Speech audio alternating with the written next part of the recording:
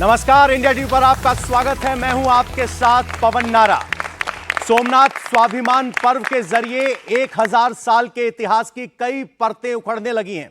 प्रधानमंत्री नरेंद्र मोदी ने आज इस मौके पर नाम तो किसी का नहीं लिया, लेकिन गजनवी को ग्लोरीफाई करने वालों को कुछ कड़े सवाल जरूर पूछे। यह सवाल सीधे हिंदू के दिल से जाते हैं। मोदी ने इशारा किया कि इतिहास में तो सोमनाथ के पुनर्निर्माण से बहुत लोगों को मिर्ची लगी थी। अफसोस यह है कि ऐसी शक्तियां आज भी सक्रिय हैं।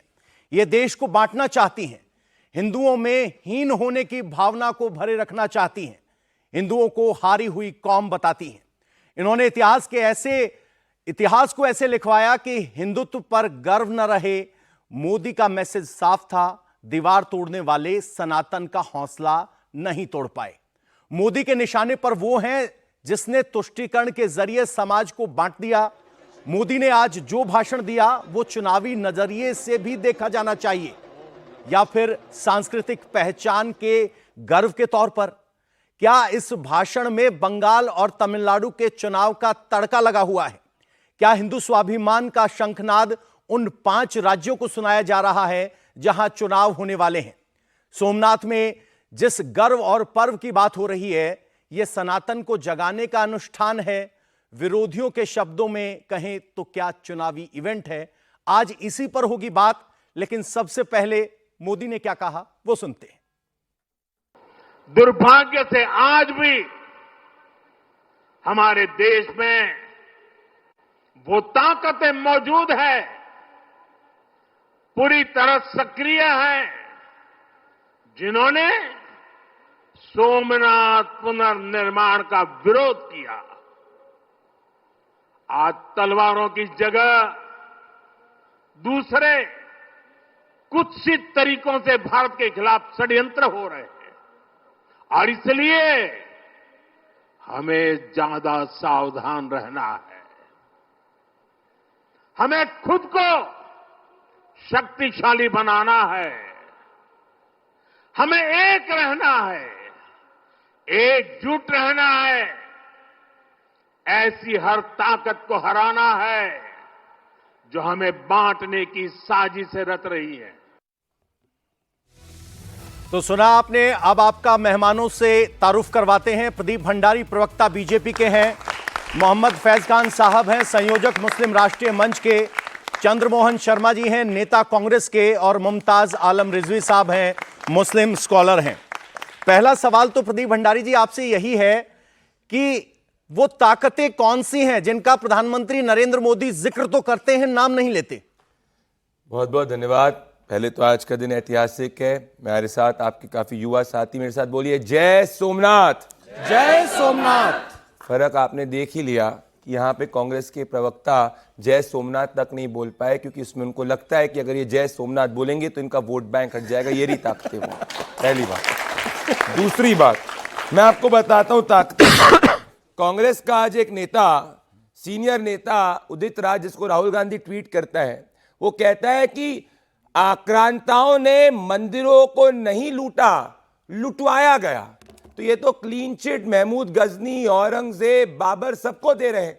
तो अगर आज सीधा सीधा अंदेशा ये है, जवाहरलाल नेहरू से लेकर अभी तक कांग्रेस पार्टी आक्रांताओं को बैक करती आई है। उसको लगता है, और ये दुर्भाग्य है, कि इस देश का मुस्लिम समाज कांग्रेस पार्टी के हिसाब से आक्रांताओं को अपना आइडल मानता है। हम कहते हैं एपीजे अब्दुल कलाम को मानता है। डिबेट आज ही खत्म हो जाएगी पवन जी। अगर मैं इस वक्त कोट करना चाहता हूं, अल अदबी किताब उल ऐमी में लिखा है, और महमूद गजनी क्या कहता है? वो ये कहता है कि मैंने मंदिरों को धन या सत्ता के लिए नहीं लूटा, बल्कि इसीलिए लूटा ताकि मुझे जन्नत प्राप्त हो सके। 70 सालों तक इनको लुटेरे कहा गया। ये लुटेरे नहीं, ये दहशतगर्द थे। अगर आज कांग्रेस पार्टी का प्रवक्ता मान जाए, या आज राहुल गांधी सोमनाथ मंदिर के दर्शन करने चले जाए, अयोध्या में प्रभु श्री राम के दर्शन करने चले गए, उसको नाच गाना का इवेंट ना कहें, तो हम मान लेंगे कि डिबेट खत्म हो जाए। परंतु आज कांग्रेस पार्टी अर्बन नक्सलियों का और ऐसे ही कट्टरपंथी ताकतों का फ्रंट बन चुकी है, जो पहले तो तलवारों के रूप में आक्रांताओं ने हिंदुस्तान पर हमला किया था। अब कांग्रेस पार्टी का इकोसिस्टम इसी तरीके के नैरेटिव के जरिए हमला करने का प्रयास करे। 10 सेकंड अपनी बात कंप्लीट करूंगा। एक वीडियो वायरल हो रहा है पूरे इंटरनेट पे, जो ये कह रहा है कि अगर किसी भी देश के अंदर रेजीम चेंज करना है तो 3.5% लोगों को सड़क पर ले आओ। कांग्रेस पार्टी के राहुल गांधी तो यही कहते हुए आए हैं। तो आज प्रधानमंत्री नरेंद्र मोदी जी इसी तरीके की सोच से देश को सचेत कर रहे हैं, क्योंकि देश सनातनी है, यूनाइटेड है और आगे बढ़ रहा है। ये देश आक्रांताओं को नहीं मानता, ये देश अहिल्याबाई होलकर को मानता है, छत्रपति शिवाजी जी महाराज को मानता है। चंद्रमोहन शर्मा जी, प्रधानमंत्री कांग्रेस नहीं कह रहे थे, प्रवक्ता सीधे तौर पर कह रहे हैं कि कांग्रेस वो ताकत है जो आज भी सक्रिय है और तुष्टीकरण की राजनीति के अंतर्गत हिंदू समाज को बांटने की कोशिश करती है। देखिए, मैं उम्मीद करूंगा कि कोई पॉपकॉर्न की तरह उछलेगा नहीं, क्योंकि मैंने बहुत तसल्ली से सुना है। अभी मेरे मित्र ने शुरुआत करी जय सोमनाथ, जय श्री राम, अभी पहले कहा था, बहुत जोर जोर से कहा था, जय श्री राम के नारे लगाए थे। लेकिन उसी जय श्री राम के नारे लगाते लगाते आज अंकिता भंडारी का क्या किया आपने? 1 तारीख को उसके साथ अनैतिकता होती है, 15, 16, 17, 18, 19, 20, 21 तारीख तक उसकी मां, उसका परिवार भटकता रहता है। बीजेपी की सरकार होती है, उसकी एफआईआर नहीं लिखी जाती। जय श्री राम। अगर ऐसी सरकार हिंदुत्व की होगी और ऐसे लोग होंगे तो मेरे देश के हिंदुओं की महिलाओं के साथ अनैतिकता होगी और ये लोग सत्ता में बैठकर उसका मजा लेंगे। लेकिन हम लेने नहीं देंगे अब इनको, क्योंकि हर बार आपके 12 साल के अंदर, मैं अभी गणित निकाला था, मेरे भाई बहुत बोल रहे थे, 12 साल के अंदर 4380 दिन होते हैं और उसके अंदर 12 साल 7 महीने नरेंद्र मोदी गुजरात के प्राइम मिनिस्टर, चीफ मिनिस्टर थे। सोमनाथ याद नहीं आया, क्यों नहीं याद आया? वो पहले भी जाते रहे, फोटो तो आए हैं। मैं, आप बीच में नहीं बोलेंगे, मैं बड़ा स्पष्टीकरण दूंगा ना देश को। याद नहीं आया क्यों? तब तक वो देश के प्रधानमंत्री नहीं थे, क्योंकि गुजरात में रहकर ध्रुवीकरण करके देश के अंदर अब क्या कहा, हम ऐसी ताकतों को हराना चाहते हैं जो देश के लिए बांटना चाहते हैं। लेकिन ताकत तो आप खुद बन गए। आज देश के अंदर आप हिंदू, मुस्लिम, सिख, ईसाई को आपस में लड़ाकर, हिंदुत्व का गेम खेलकर देश के अंदर, राजनीति के अंदर धर्म इन्वॉल्व करते हो, जिसके अंदर सरदार पटेल इसके विरोध करते थे और कहते थे कि मैं किसी भी तरह से राजनीति के अंदर धर्म को नहीं आने दूंगा। आपने स्टैचू तो इतना बड़ा बना दिया उसका, लेकिन सीखा उससे कुछ भी नहीं। अरे सीखा तो आपने अटल बिहारी वाजपेयी से भी नहीं, जो देश में ये कहते थे, जब नेहरू जी का स्वर्गवास आज से 65 साल पहले हुआ तो उन्होंने कहा था कि आज देश की एक आवाज बंद हो गई। आज तो आप नेहरू जी के कारण सोते जागते सपने लेते हैं, राम जी को भी भूल गए आप। सांस्कृतिक राष्ट्रवाद की बात जब बीजेपी करती है तो कांग्रेस 2 कदम पीछे क्यों नजर आती है? क्या आप उस स्पेस को नहीं लेना चाहते? नहीं, बिल्कुल नहीं। हमारा स्पष्टीकरण, हम सत्ता में हो या ना हो, हमारा स्पष्टीकरण देश के इस बैठे हुए हर रंग, हर मजहब के साथ है। क्योंकि तिरंगे झंडे को जब इस देश के लोगों ने तैयार करा था तो उसके अंदर हिंदू, मुस्लिम, सिख, ईसाई सबको साथ लेके करा था। उस जज्बे के अंदर सब लोग साथ थे। ये कहां थे? कच्छा पहन के गवाही दे रहे थे अंग्रेजों के साथ खड़े होके। इनका इतिहास भी आएगा, उस दिन आएगा जिस दिन ये लोग सत्ता बदलेंगे और इनको मुंह दिखाने की जगह नहीं मिलेगी। उस दिन हम भी निकालेंगे वो पिक्चर्स जो ये आज दिखा के देश को गुमराह करते हैं। इनको घर में छुपने की जगह नहीं मिलेगी, क्योंकि लोग जवाब पूछेंगे इनसे। ये इमोशनल कार्ड खेलते हैं। अरे इमोशनल कार्ड खेलना बंद करो यार। अब 12 साल के अंदर देश के इस नौजवान की बात सुनो। लगाया जा रहा है, कहा जा रहा है कि बीजेपी बांटने का खेल खेलती है, हम तो जोड़ने वाले हैं। अजीब विडंबना है।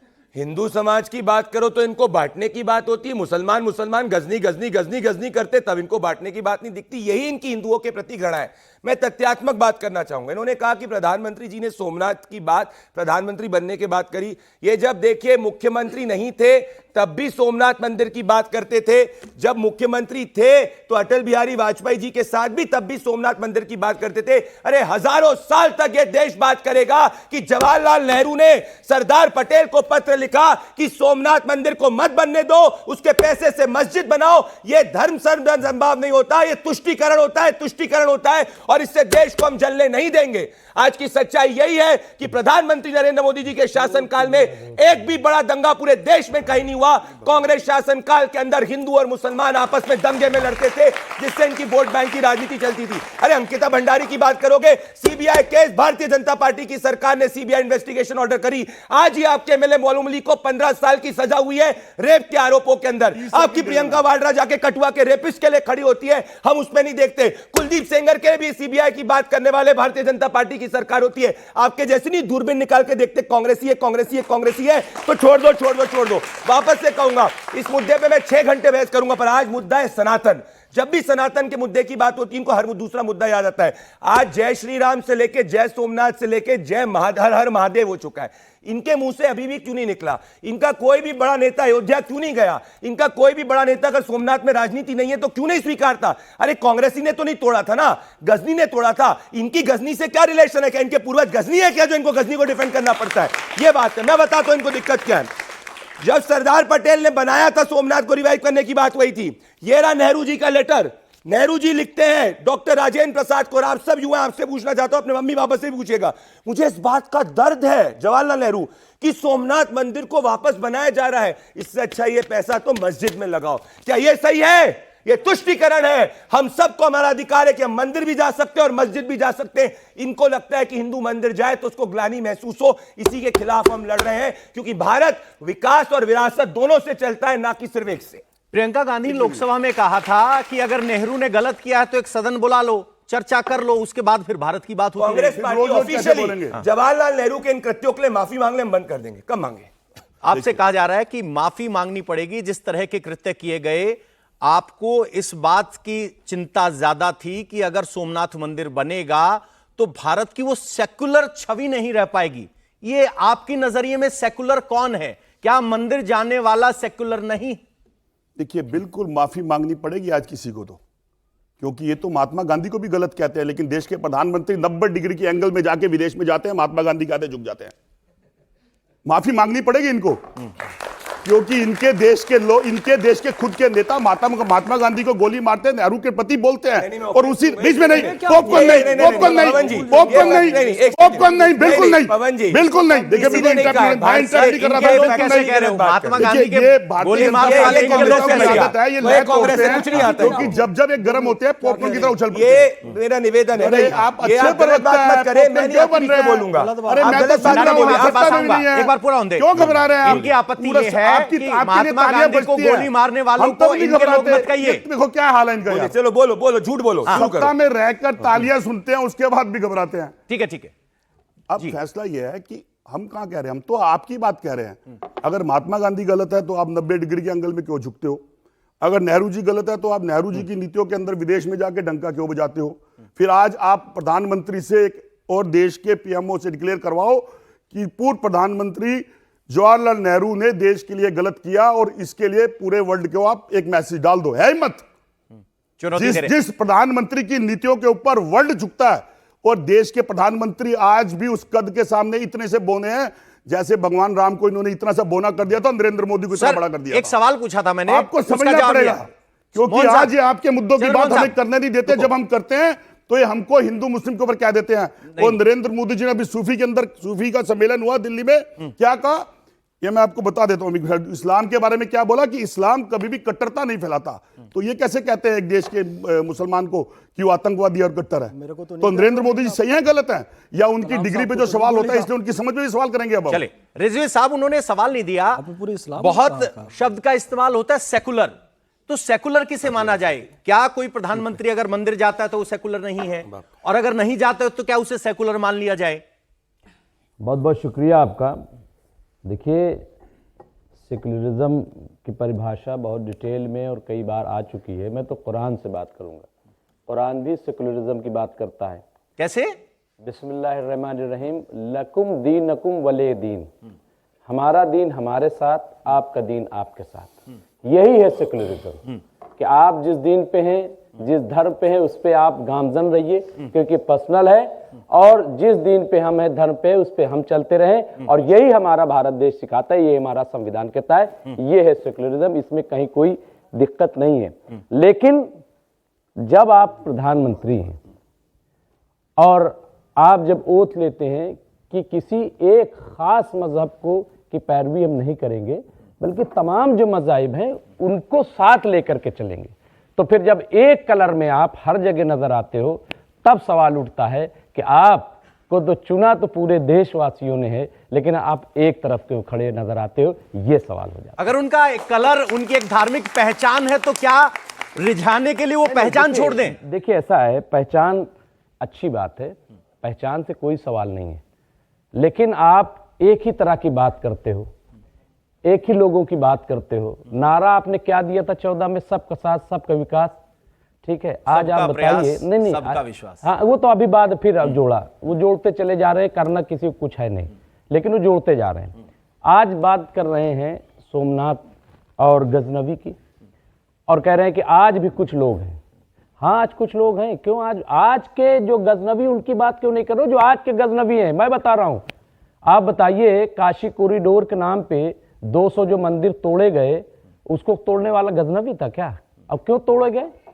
क्यों तोड़ा गया? कौन जवाब देगा? अभी 1 महीना भी नहीं हुए हैं, इसी झंडे वालान में 1400 साल पुराना मंदिर तोड़ा गया, और प्रोटेस्ट बाबा करते रहे, लेकिन कोई बोलने वाला नहीं हुआ, सरकार चूप तक नहीं हुई, और उस मंदिर को तोड़ दिया। क्यों? ताकि आरएसएस का जो दफ्तर है, उसको पार्किंग को उसको बढ़ाया जा सके।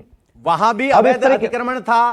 नहीं, एक मिनट, 1400 साल से अतिक्रमण ही है, मतलब। और गजनवी की बात कर रहे हो, सुनिए, गजनवी के बारे में एक अतिक्रमण था, वो तोड़े तो मंदिर तोड़ा, अतिक्रमण यहां हटाया तो मस्जिद तोड़ी। हमेशा कहां एक- तोड़ा? कांग्रेस एक खाए तो मिनट, मीठे वाले। एक मिनट, कहां तोड़ा? जो अपना लाल किले में अतिक्रमण को हटाया गया है, उसको भी तो अफवाह फैलाई गई ना कि मस्जिद तोड़ दी। देखिए, ऐसा है, तुर्कमान गेट, हाँ, तुर्कमान गेट नहीं, देखिए ऐसा है कि वो अफवाह बिल्कुल नहीं फैलाई गई। वहां वक्फ की लैंड है, अगर उस पर बात करेंगे तो बात दूसरी तरफ जाएगी, लेकिन मैं वो नहीं चाहता। मैं चाहता हूं कि आज जो बात हो, अभी गजनवी की आपने बात की, उसने कहा कि धर्म प्रचार के लिए, तो झूठे जो है हर दौर में रहे, धर्म के नाम पे करते कुछ और कहते कुछ। ऐसे ही गजनवी था, तो ये क्या गजनवी पैरवी कर रहे हैं क्या, कि धर्म के आड़ में छिप जाते हो, करते अडानी के लिए काम है, और कहते कर रहे हैं हम धर्म के लिए, ये छिप जाते हैं क्या? तो ये गजनवी हैं आज के, और इनको लोग पहचाने कि आज पूरा देश, आप देखिए, डिफेंस की तमाम जमीनें वो बिकी जा रही हैं, रेलवे की तमाम जमीनें बिकी जा रही हैं, प्राइमरी स्कूल जो कई साल से बच्चों को तालीम देने के बड़ी बड़ी जमीनें, उनको प्राइवेटाइजेशन हो रहा है, ये सब कर रहे हैं। तो आज के गजनवी कौन है? मैं ऐसी बहुत सारी मिसालें दे सकता हूं, लेकिन आप चंद मिसालों में, और चूंकि यहां पे पढ़े लिखे नौजवान बैठे हुए हैं, इसलिए इनको बहुत ज्यादा बताने की जरूरत नहीं है। और भंडारी साहब, बहुत दिन तक आपका झूठ चलने वाला भंडारी साहब, नहीं है। एक बार जवाब बहुत दिन दीजिए। तक आप धर्म इनके को हिसाब पीछे से छुप आपने नहीं रेल सकते। बेच दी, जमीन बेच दी, स्कूल बेच दिया, सब बेचने पे लगे हुए हैं आप। भैया, आप सबको कहता हूं मदरसा में मत पढ़ना, स्कूल कॉलेज में ही पढ़ना, वरना इनके जैसा ज्ञान आएगा। भाई, देश में गूगल करो, ये गूगल नहीं पढ़ाएंगे, गूगल करो एक बार। देश इस वक्त सबसे लार्जेस्ट इकोनॉमी है, फास्टेस्ट ग्रोइंग इकोनॉमी है। मैक्सिमम डिफेंस का एक्सपोर्ट जो इतिहास में अगर हिंदुस्तान का नहीं हुआ, अब हो रहा है। इनकी दिक्कत इस बीच में नहीं बोला था। देखो, ये तरीका मैं नहीं ऐसे डिबेट करूंगा। देखिए पवन जी, अगर ये मेरे बीच में बुलवा लो, उस पे भी आएंगे सर आपके पास। देखो, एक बार सुन मदरसा लेते में हैं, डिबेट फिर नहीं 80 कर रहा, करोड़ का भी हिसाब ले लेंगे कि 80 करोड़ में अरे किसको। मदरसा में आप जैसे शांत लोग डिबेट कर ही नहीं पवन पाओगे। जी, मेरा निवेदन है, इनको चुप कराइए, वरना एक बार ये सुन बोलो। लीजिए। भाई, मुझे एक चीज बताओ, इनने कहा कि यहां पे हिंदुस्तान के अंदर दिक्कत हो रही है। दिक्कत हर उस आदमी को हो रही है जो हाथ में पत्थर पकड़ता है, और जब एक बुलडोजर के जरिए इलीगल एनक्रोचमेंट को हटाया जाता है, ऐसे ही लोग जाके पत्थरबाजों को जस्टिफाई करते हैं। मैं आखिरी बार वार्न कर रहा हूं, मैं डिबेट नहीं करूंगा अगर ये बीच में बोलेंगे, वरना इस आदमी को मैं बोलने नहीं बोलूंगा। आपने बात रखी, आपने, आपके तथ्य तो सारे रामबाण, उनका तथ्य सुन लीजिए, आपके पास आएंगे, ममना नहीं कर रहा हूं, आपको वक्त मिलेगा। मैं आप सबको ओपन चैलेंज करता हूं, एक मौलाना, एक मुस्लिम समाज का व्यक्ति अगर गजनी के खिलाफ सड़क पर प्रोटेस्ट कर गया तो मुझे बता दो भैया।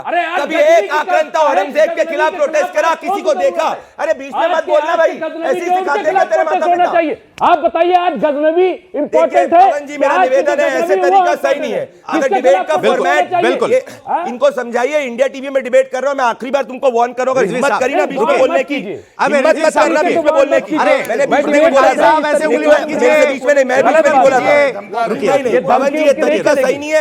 मैं भी इस आदमी को नहीं बोलने दे सकता हूं। एक सेकंड ये दिखा रहे हैं कि चैनल इनका है, कंट्रोल हमारा है। नहीं, कोई बात नहीं। ये बता रहे हैं, जो हम कहते हैं, भंडारी जी वो बता रहे हैं कि देख लो, ये चैनल जनता का है सर, जनता का है, जनता का चैनल है। प्रदीप भंडारी, एक सेकंड रुकिए, एक सेकंड। हम मौन हो जाते हैं, आप ही बोलिए। एक मिनट, चालू कर दो भैया, प्रवचन जैसे मदरसा से बोलते चालू हो जा। एक सेकंड रुकिए, अब जरा मैं फैज खान साहब को लेकर आना चाहता मैं नहीं, बिल्कुल ये तरीका सही नहीं है। रुकिए। अगर इस आदमी को एक भी बार इंटरप्ट नहीं किया तो आप मुझे भी उतना समय इनको दीजिए। नॉन स्टॉप इसको देना बोलिए। चाहिए भाई। ये लोना इनको बोले, यही करा रहे हैं, बहुत देर बोले हो ये। सर, बिल्कुल मैं आप दोनों को हटा रहा हूं, फैज खान साहब को लेकर आ रहा हूं। फैज खान साहब, फैज खान साहब, अरे भैया, क्रॉस क्वेश्चन फैज आप खान सब साहब गलत बात बोले हो, ये खुद सारी गलत बात बोले, धैर्य से हम सुनते रहे। फैज सारी फैक्ट इन्होंने गलत बोले, सारे बात गलत बोले। फैज अभी खान साहब, बताता हूं मैं क्या गलत बोले हो। अरे हम उल जलूल धैर्य से सुनते रहे, कुछ भी बोले जा रहे हो। एक मिनट भैया, इंटरप्ट करेंगे, मेरी जनता बात देख रही है कि सुनिए। कौन क्या चाहे। अडानी अंबानी से इन लोगों को फैज खान साहब, क्या तुष्टीकरण आज राजनीति में राजनीतिक दलों की मजबूरी बन गया है? तुष्टीकरण राजनीतिक दलों की मजबूरी बन गया है, इसीलिए आज भी मुसलमानों के तुष्टीकरण के लिए गौरी और गजनवी को एक ग्लोरीफाई कर रहे हैं। भगवान श्री रामचंद्र जी का मंदिर बनाने के लिए 500 साल का इंतजार करना पड़ा, किया। अब कृष्ण जी की जन्मभूमि है, क्लियर दिख रहा है कि मंदिर है। काशी विश्वनाथ है, स्पष्ट दिख रहा है कि मंदिर है। लेकिन तुष्टीकरण की राजनीति के तहत अब भी ये उसे देने के लिए तैयार नहीं है। क्यों जी? औरंगजेब ने बनाया था, बाबर की याद है, गजनवी की याद है। जबकि सुनिए, मोहन भागवत जी ने स्पष्ट यह कहा है कि इस्लाम था है और रहेगा, इस्लाम खत्म हो जाए ऐसी मानसिकता का व्यक्ति हिंदू नहीं हो सकता। इसलिए हम आगे किसी आंदोलन में नहीं रहेंगे। लेकिन अच्छा यह है कि काशी विश्वनाथ और मथुरा का मंदिर मुसलमान खुद आकर सामने दे दे, तो क्यों नहीं एक नजीर पेश करनी चाहिए। और अब बता रहा हूं, अडानी और अंबानी की बात करते हैं। Allan Octavian Hume, George Yule, William Wedderburn से लेकर सोनिया गांधी तक विदेशियों के मार्गदर्शन में चलने वाली कांग्रेस, भारतीय उद्योगपति कैसे फूल गए, अडानी अंबानी कैसे आगे बढ़ गए, टाटा कैसे आगे बढ़ गए, बिरला कैसे आगे बढ़ गए। अरे भारतीय उद्योगपति आगे बढ़ेगा, वो विचारधारा खत्म होगी कि बख्तियार खिलजी आकर नालंदा का विश्वविद्यालय जला दे, वो विचारधारा खत्म होगी। अरे जाओ, यहां पर बैठकर तालियां बजा रहे हो ना, एक बार कुतुब मीनार जाकर देखो मेरे युवाओं, वहां स्पष्ट लिखा है कि जैन मंदिरों को तोड़कर कुव्वतुल इस्लाम मस्जिद की सीढ़ियों में डाला गया। अपमानित करने के लिए ताली नहीं बजाना इस बात पे, और किस बात पे ताली बजाना है नहीं बजाना है उसको सीख लो आप लोग। केवल धन लूटना उद्देश्य नहीं था, जलील करना उद्देश्य था, नीचा दिखाना उद्देश्य था, एहसास कमतरी लाना उद्देश्य था कि तुम इतने नीचे हो कि तुम्हारे देवों की प्रतिमा को सीढ़ियों में डाला जाएगा। और इसलिए आज नरेंद्र मोदी जी ने डमरू बजाया तो इनके सीने पर सांप लौट रहा है। डमरू बजाया, जटाटवी गलत जल प्रवाह पावित स्थले गले वलंबे लंबिताम भुजंग तुंग मालिक डमट डमट डमट डमट निनाद वड्डमरवयम चकार चंड तांडवम तनो तुना शिवा शिवम। हर तरह के अत्याचार को समाप्त करने के लिए त्रिशूल उठाया, त्रिगुण का प्रतीक है, त्रिकाल का प्रतीक है, और सारे प्रतीक हो गए हो तो कांग्रेस जवाब देना चाहती है सर। प्रतीक है ये त्रिशूल। अब हो गया, इसको ना बुलाया जाए, प्रवचन में ना बुलाया जाए। आप उल जलूल बातें करते रहो तो ठीक है। और फिर मैं कहता हूं, चंद्रमोहन साहब ये कह रहे हैं कि आप जो हैं हिंदुत्व के जो प्रतीक हैं उनसे उचित दूरी बना के रखते हैं, ऐसी क्या मजबूरी है? आप भी हिंदुत्व को अपना लीजिए। देखिए, आज मैं हिंदू भी कांग्रेस को साधुवाद वोट देता देता हूं आपका, और साधुवाद देता हूं इंडिया टीवी को, और साधुवाद इनको भी देता हूं। अगर आप कहोगे तो मैं पैर भी छूंगा, क्योंकि ये हिंदुस्तान है और ये हिंदुस्तान का मुसलमान है जो अपने वतन के लिए जीता है। लेकिन ये कौन है जो इस मुसलमान को गलत गद्दार कहते हैं? कौन है ये लोग? और इन्हीं के प्रधानमंत्री, एक मिनट, एपीजे अब्दुल कलाम के लिए खड़े, ये गजनी के लिए खड़ा है, ये एपीजे अब्दुल कलाम के लिए खड़ा है, ये औरंगजेब के लिए खड़े, ये एपीजे अब्दुल कलाम के लिए खड़ा है, ये जाके गौरी के लिए खड़ा है। ये फर्क है, ये फर्क है इनमें, ये फर्क है इनमें। ये अग्रताओं के लिए खड़े हैं, वीर अब्दुल हमीद के लिए खड़े हैं। आपके सामने फैसला कर लीजिए, आप जज हैं। मैं कितने आराम से सुन रहा हूं, फिर पॉपकॉर्न की तरफ चंद्रमोहन जी, अरे उसके नहीं थे, बीच में जब कांग्रेस पार्टी में बोलने का मौका नहीं मिलता तो यहाँ उचकते हो। देखिए, एक हमारे मुस्लिम बंदे ने बोला कि इस्लाम है, इस्लाम रहेगा और इस्लाम कभी कट्टरपंथी रहेगा। मैं बिल्कुल इस बात को मानता हूं, क्योंकि मैं देश का नागरिक हूं, बिल्कुल फख्र करता हूं। और मैं अपने देश के प्रधानमंत्री नरेंद्र मोदी भी फख्र करता हूं, क्योंकि वो कहते हैं इस्लाम का असली मतलब है अमन। फिर भाई साहब बंधो, आप देश के मुसलमान को गद्दार और कैसे कहते हो आतंकवादी, सिर्फ वोटर लेने के लिए? और अगर नरेंद्र मोदी जी, बीच में नहीं, अगर नरेंद्र मोदी जी इस्लाम को अमन प्रस्त कहते हैं तो फिर आपके दिमाग में जहर क्यों डाला जाता है मुसलमानों के प्रति? ये लड़ाई हम लड़ रहे हैं, जवाब इसमें कुछ % गलत और कुछ % सही हो सकते हैं, वो हर धर्म और हर मजहब में होते हैं। अब विषय क्या आता है, देखिए उसके अंदर एक कट्टरता वाले कुछ गलत लोग अब भी आ गए आपके पास, क्योंकि जब 2014 में वोट ली थी तो 15 मिनट का एक बयान बहुत चला था, ओबीसी का चला था, उसके ऊपर आपसे वोट दिलवाए थे इमोशनल करके, 14, 15, 25 गूंज गए। आपके हाथ में क्या आया? उसी आज सरकार के अंदर ये कह रहे हैं कि बंद करो, 30 सेकंड, बहुत इंपॉर्टेंट है, 30 हाँ। सेकंड। पापा यूक्रेन का युद्ध रुका देते हैं, लेकिन पापा के पापा कहते हैं, नरेंद्र मोदी जब मेरे से पूछते हैं मैं आई कमिंग, तब मैं कहता हूं। और मेरे देश के प्रधानमंत्री मेरी देश की साख गिरा रहे होते हैं और मेरे देश ये के बड़ी आपने प्रवक्ता तथ्यात्मक हिंदू बात मुस्लिम कह कर दी, रहे होते हैं। उनके ऊपर आरोप लगाते हो।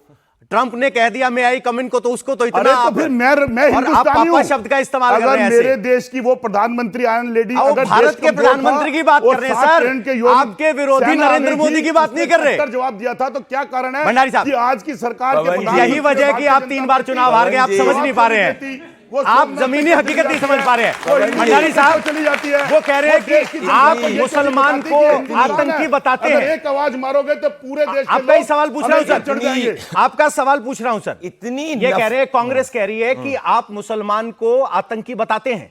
इतनी नफरत है कांग्रेस में देश के प्रति कि देश के प्रधानमंत्री की बात नहीं सुनेंगे, किसी और व्यक्ति की सुनेंगे। यह घृणा है इनकी देश के प्रति कि देश आगे बढ़ रहा है। पहली बात, डिबेट थी सोमनाथ पे, डिबेट है हिंदू पे, एक बार इन्होंने हिंदू की बात करी नहीं। मुसलमान को ये बोल रहे हो, भाई हम कहते हैं हिंदू हो या मुसलमान हो, देश का नागरिक है, परंतु अगर कोई धर्म की आड़ में गजनी को बैक करेगा, अगर कोई जाके औरंगजेब को बैक करेगा, अगर कोई पत्थरबाज को बैक करेगा, जो इलीगल एनक्रोचमेंट मस्जिद के पास हटाया जाएगा, तो उसके खिलाफ हम बोलेंगे। जो प्रभु श्री राम के इवेंट को, के राम मंदिर की प्राण प्रतिष्ठा को नाच गाने का इवेंट बोलेगा तो हम बोलेंगे। जो जय सोमनाथ के खिलाफ बोलेगा तो हम बोलेंगे। और ये क्या बात करेंगे पवन जी, ये इनका तो नीति ये थी कि मंदिर को भाई जाके पैसा जो है वो मस्जिद में जाके छोड़ दो। ये जवाहरलाल नेहरू करते थे। तभी सोमनाथ मंदिर 70 सालों के अंदर जब कांग्रेस पार्टी थी, कांग्रेस के किस राष्ट्रीय अध्यक्ष ने जाके इसको डिफेंड करा या इसके साथ में खड़े, आप मुझे बताइए। दूसरी बात, ये कहा था देश में क्या हो रहा है, आज देश का युवा 1 लाख से ज्यादा स्टार्टअप्स बना चुका है, कांग्रेसी बेरोजगार है।